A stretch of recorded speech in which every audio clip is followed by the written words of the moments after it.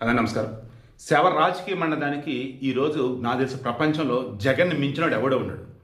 ఈరోజు Vizag steel plant బాధితుల విషయంలో కూడా ఒక శవ రాజకీయం చేసి తన స్థాయి ఎంత దిగజార్చుకున్నాడంటే జగన్మోహన్ రెడ్డి బహుశా అతను ఉండంగా ఏపీలో జనాలకి ప్రశాంతత అనేది ఉండదు, మనశ్శాంతి ఉండదు అన్నట్టు ప్రూవ్ చేశాడు.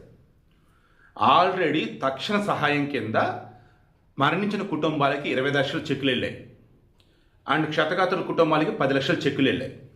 నిన్న పవన్ కళ్యాణ్ లోకేష్ విడివిడిగా బాధితులను పరామర్శించి ధైర్యం చెప్పి ఆసుపత్రుల్లో కలిసి ఇంటికి వెళ్ళి కలిసి లోకేష్ క్లియర్గా చెప్పున్నాడు, తక్షణ సహాయం కింద అందించాల్సిన అందిస్తాం, ఆ తర్వాత కుటుంబాలకు అండగా ఉంటాం, ఎట్టి పరిస్థితిలో కూడా దీనిని వదిలిపెట్టే ప్రసక్తే లేదు, ఈసారి పర్మనెంట్ సొల్యూషన్ కావాల్సిందే స్టీల్ ప్లాంట్గా చెప్పాడు. పవన్ కళ్యాణ్ తన నోటితో చెప్పాడు, మరణించిన కుటుంబాలకి పర్మనెంట్ ఉద్యోగులు అయితే 1,72,00,000 అక్షరాలు, అదే కాంట్రాక్ట్ ఎంప్లాయీస్ కనుక అనేటైతే 45 లక్షలు అని చెప్పున్నాడు వాళ్ళకి ఇచ్చే పరిహారం.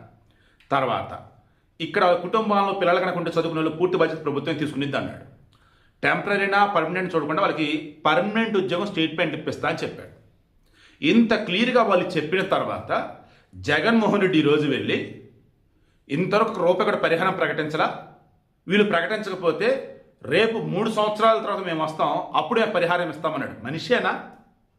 మనిషేనా జగన్మోహన్ రెడ్డి? నువ్వు చంద్రబాబు నాయుడు కానీ పవన్ కళ్యాణ్ కానీ లోకేష్ కానీ ఎవరైనా పరామర్శనకు వెళ్ళినప్పుడు వారికి ఏ సాయం అందలేదు అన్నప్పుడు వీళ్ళ జేబులో నుంచి ఇలా పాటించి డబ్బులు ఇచ్చారు. అది గుర్తుందా నీకు? అసలు ఏ రోజైనా నీ జేబులో నుంచి ₹1 ఇచ్చావు జగన్? మొన్న విజయవాడ వరద బాధితులకి ఇది డబ్బులు ఏది ఇస్తానని చెప్పి ఇంతవరకు అతిగతి లేదు. నువ్వు అధికారంలో ఉన్నప్పుడు కూడా ప్రభుత్వం సైడ్ నుంచి డబ్బులు ఇచ్చేటప్పుడు నీ జేబులో నుంచి ₹1 ఇవ్వాలా? ఇప్పుడు కూడా మరలా ఎంతో కొంత నువ్వు సాయం చేయాల్సింది పోయి 3 సంవత్సరాలు అయిన తర్వాత నువ్వు ఇస్తావా? అది కూడా నేను గెలిపిస్తే ఇస్తావా?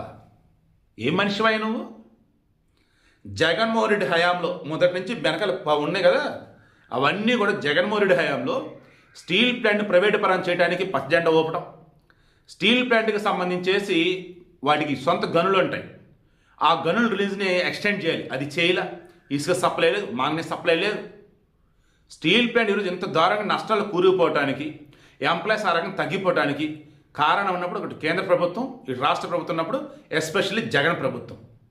మీకు బాగా గుర్తుంటే వైజాగ్ స్టీల్ ప్లాంట్ని ప్రైవేట్ పరం చేసి ఆ భూముల్ని తీసేసుకొని కొంత ప్రైవేట్ వాళ్ళకి అప్పచెప్పి మిగతా కొంత తీసేసుకొని ప్లాట్లో విభజిద్దాం, మిగతా భూములు వచ్చేసి క్యాపిటల్ కట్టేద్దాం అని జగన్మోహన్ రెడ్డి ఆలోచించాడని చెప్పేసి ఎల్వి సుబ్రహ్మణ్యం ఎవరు రిటైర్డ్ సిఎస్ అని చెప్పాడా లేదా?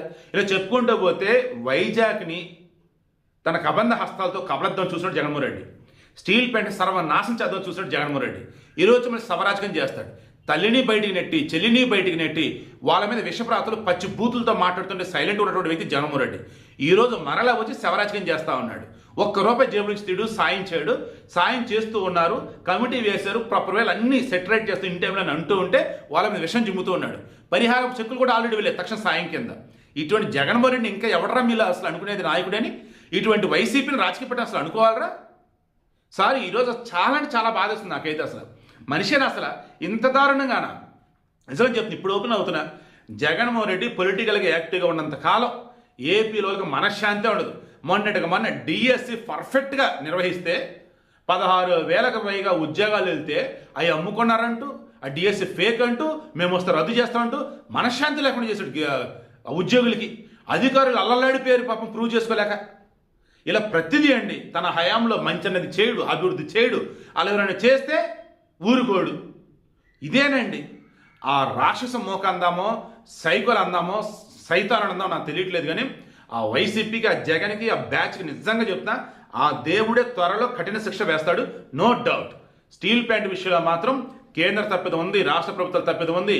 అండ్ పాపం అక్కడ పని భారం పెరిగిపోయింది వాళ్ళ మీద, మెటీరియల్ ఏదైతే సప్లై చేసింది రా మెటీరియల్ ప్రాపర్గా క్వాలిటీ లేదు. అండ్ అక్కడ వచ్చేసి 2 సంవత్సరాలుగా సేఫ్టీ మేనేజ్మెంట్ అసలు ఏమీ లేదంట.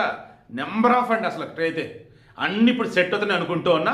మొత్తం 120 కోట్ల నష్టం అనేది వచ్చింది. 120 కోట్లు పోతే పోయింది. మనుషుల ప్రాణాలు కదా మనకు ముఖ్యం. ఇక నుంచన్నా ఇటువంటి ప్రమాదాలు జరగకుండా కాపాడతారని చెప్పేసి ఆశిద్దాం.